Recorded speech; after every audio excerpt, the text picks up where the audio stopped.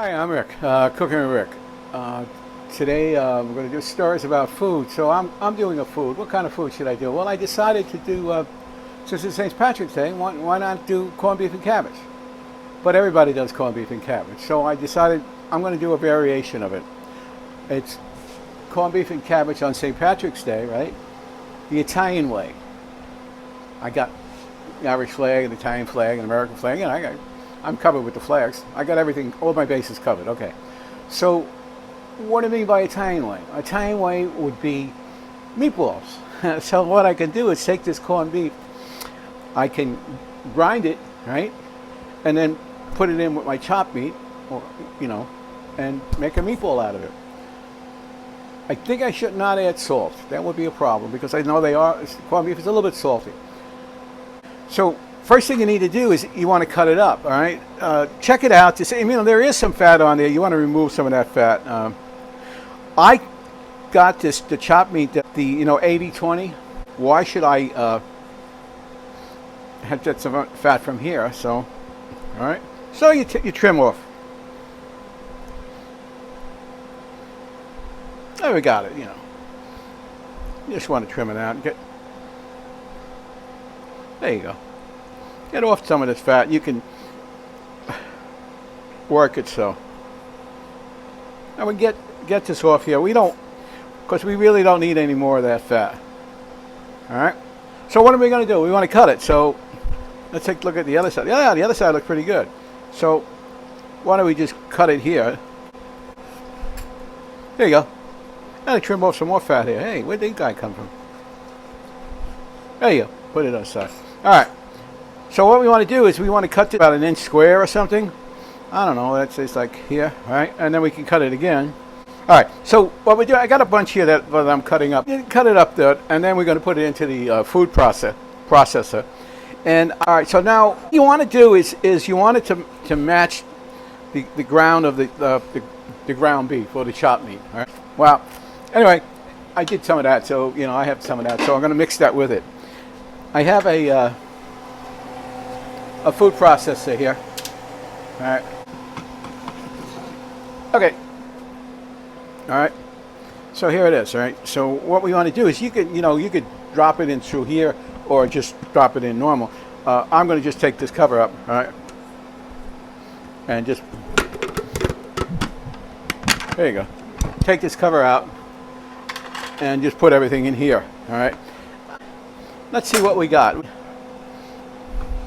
There we go. Pop it up. I don't know. All right. See, 2 pounds of chopped meat, and I got 2 pounds of the corned beef. All right. That was about the smallest I could get. I couldn't get anything like a pound. I was deciding on what I was going to make, and then I didn't get into the butcher, which you really should go to a butcher. I went to the supermarket, which was good. They're pretty good. They got their stuff together. Their act together. They were good. Well, anyway, so I went there, and the only thing I could find with the smallest piece was a 2 pound. So I said I could do probably about both. All right. Okay, what we're going to do is put it in there, and we just want to pulse it, hit it a couple of times.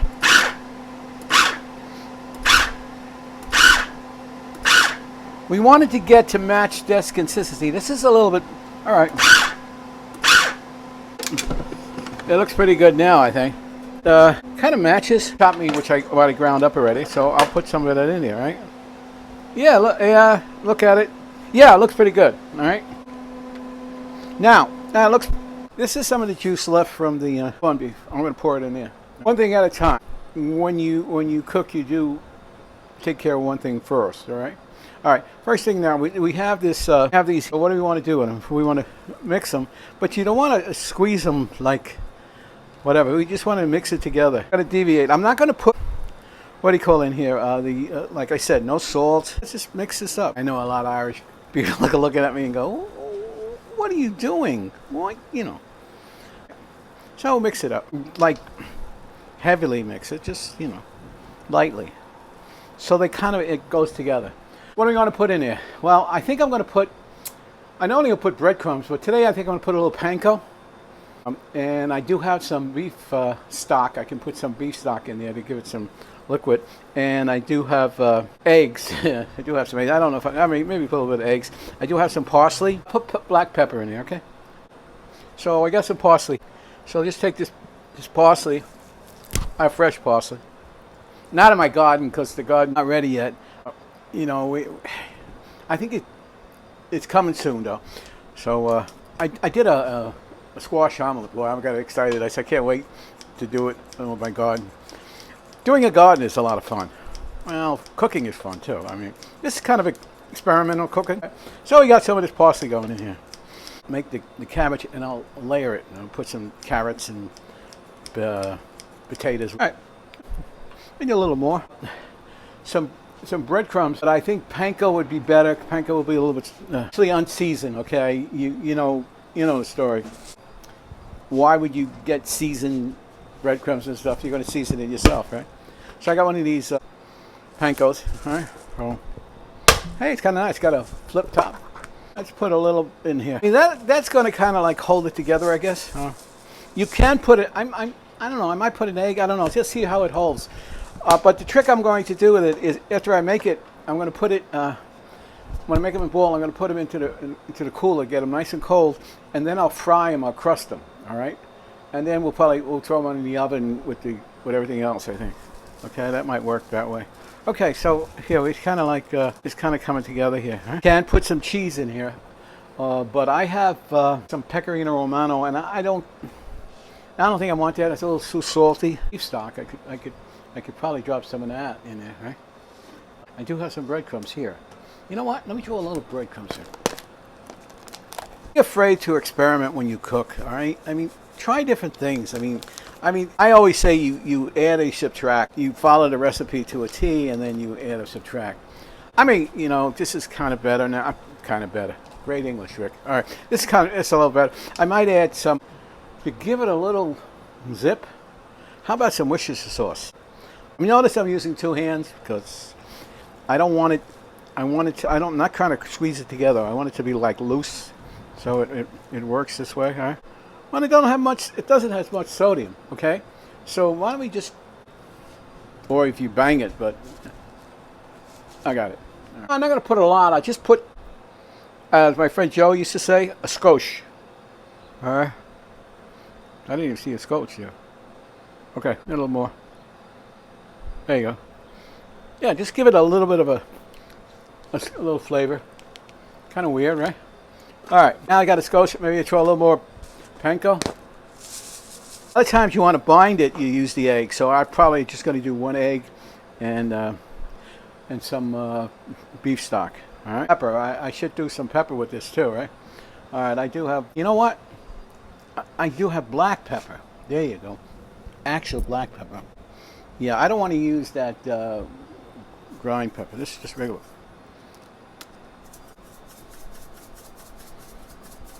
All right, a little bit of garlic powder. Not a lot, just a little. That looks pretty good, right? All right, looks like she's gonna hold, baby. All right, now let's see what we're gonna do now. All right, I got an egg. I'll just throw one egg in, and it's a brown egg. You know why brown eggs, right? Because if the shell goes in there, you can always find it. So. One egg. Normally on my meatballs I put a couple of eggs in, I put pieces of bread, I do, a lot of stuff. And we'll put some of that beef stock in here while this comes out. Alright? Alright. I have to some beef stock, and let's pop that in there. Yep. Again with the wash of the hands, okay? Wash of the hands. Wash my hands a bit. Dry it, and let's top this beef stock. There you go.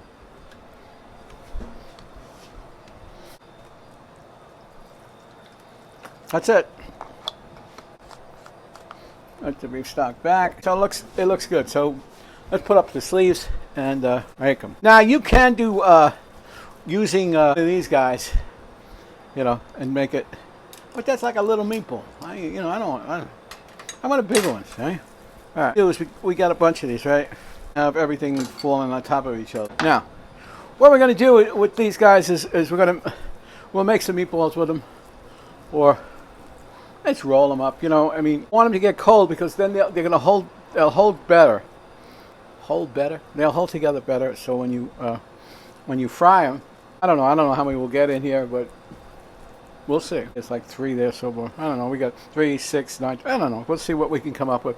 And then when I'll put this away, and then I'll peel some potatoes, and as they say, I'll be back.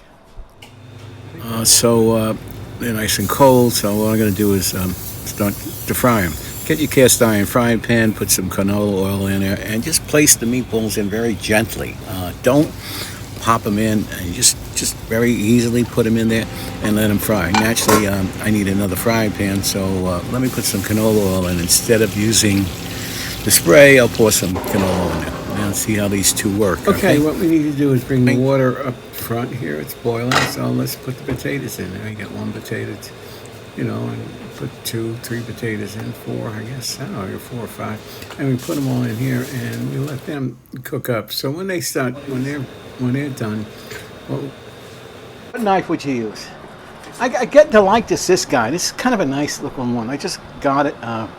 So we want to do the carrots, you know, that way, that way, that way. I'm going to put some olive oil, and we'll put the potatoes in there, and cut a carrot. I mean, come on. You know, you want to make it look nice, though. You don't want to make it look like a, you know, whatever.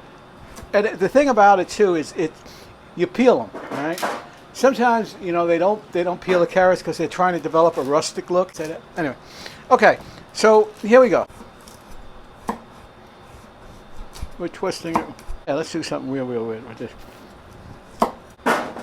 So we got some carrots in there, some garlic. I'm going to put it in there and chop it up a bit, all right? Well, it looks like the potatoes are doing pretty well, all right? So let's take some of them out and just pop them in here. And let's pull these potatoes here. Big potatoes.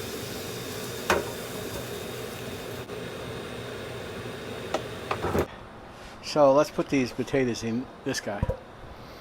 Okay. I'll put this guy here, and I got this potato, which is pretty hot. I have a game called hot potato. All right, anyway, here we go. All right, we just cut it this way.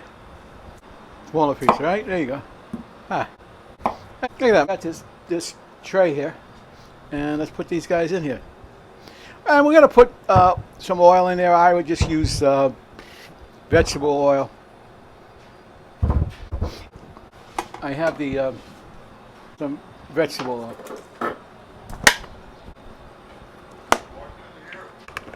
So we got some oil in there, right? And you know what? I'm gonna give it a little flavor. I'll put some garlic on it. There we go. There's some garlic on that, right? When you take something out of the oven, raise the heat of the oven higher. So when you put something in, you know, because the air it cools off. So now it's going to go back to going to go back to 350. So I had it at 450. So I got it at 350. All right. So I have the water boiling, and I'm going to do the cabbage. Instead of putting the cabbage in the oven, I don't like it like that. I'm going to boil it, parboil it, and I'm going to use it as a base.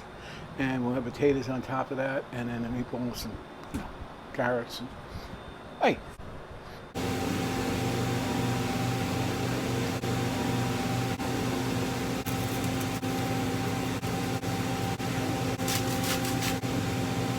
And everything kind of works together. We'll see. We'll see what happens here. Okay. All right. Hey, looks like we're done. I got the balls in with the potatoes, and we're going to put the potatoes and carrots, and then we're going to throw the fish on it, and we'll see how this works out. All right. All right. We got this. What else do we want to put with it? Well, let's put some potatoes. Right? We got some potatoes here. I did the potatoes. What I did with them, you know, I roasted them. We don't want the garlic, just potatoes, right? All right. With them, and we'll see what we got. Hey, that looks pretty good, right? That's how we do it, right? So let me put this on the side here. That hot. Get it here.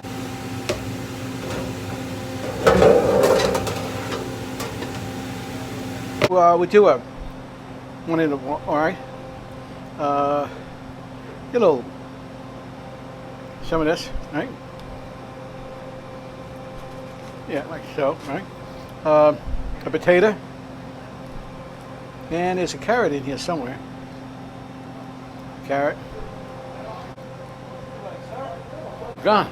Wow. That's good. Mmm. All right. Hey, lots of luck. And thank you for watching.